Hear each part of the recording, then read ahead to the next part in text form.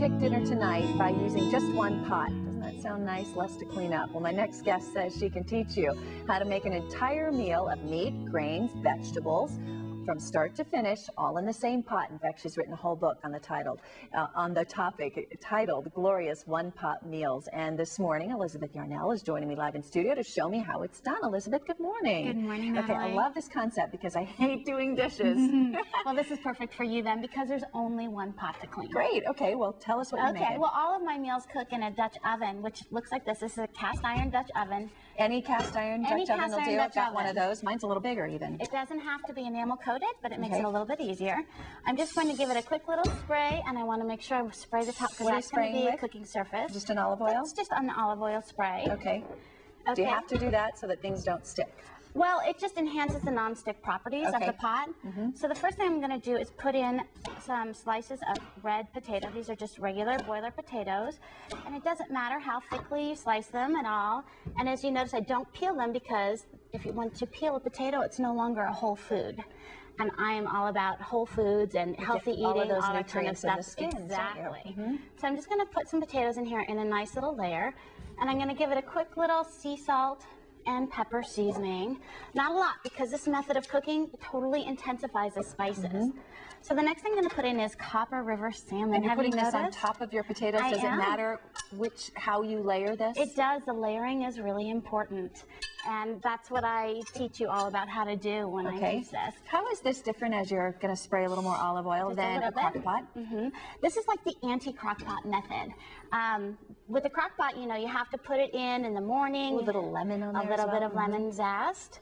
And then you, then at the end of the day, you end up with a stew. Everything has disintegrated into each other. See if I can get this to work here. And with my method, as you can see, you can put it together really, really quickly. Then you're going to pop it into a super, super hot oven, 450 degrees, and this will take about 28 minutes. And that's it? That's it. That is a big difference. That's one of the things my husband doesn't like about a crock pot is everything's mushy when you're done. Yeah. So these are patty pan squashes that I'm using, and I'm just going to cut them kind of like a pizza. Patty pan squashes. Patty pan squashes. They're just a summer squash. You can use any kind of summer squash, and I'm just going to toss them in there. But yes, this is so super easy. Everything goes into one pot, and you layer it in a specific order. I'm just going to throw in some other ones that I already cut up. So you've got the potatoes, then the meat, now your squash. Now our squash, and we're going to throw in some mushrooms. And these are crimini mushrooms, but you can use any kind of mushroom. One of my favorite things to do is to visit the farmer's market during the summer. See what you can find. And pick out all the wild mushrooms that come in. Whoops, that's a... So mushrooms then. Mushrooms. And are you doing this in this order so that you have the softer things on the bottom? They cook a little bit more? Actually, the root vegetables, the denser vegetables go on the bottom, and the softer things go on the top. Like we're going to top this off with asparagus. We're just going to snap the ends off because that tells us exactly where the asparagus wants to break. And this is the last thing that we're going to put in here.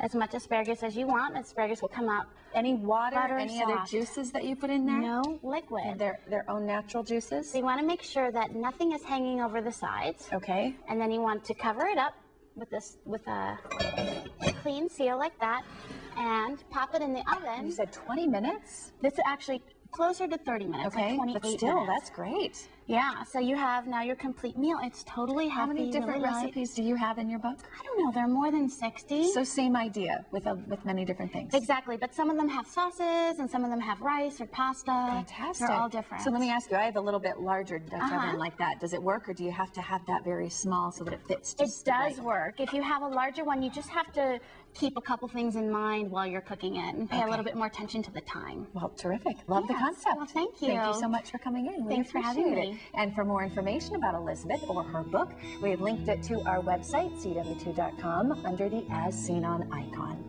Angie, we like these quick meals. It makes evening time much better. Much easier.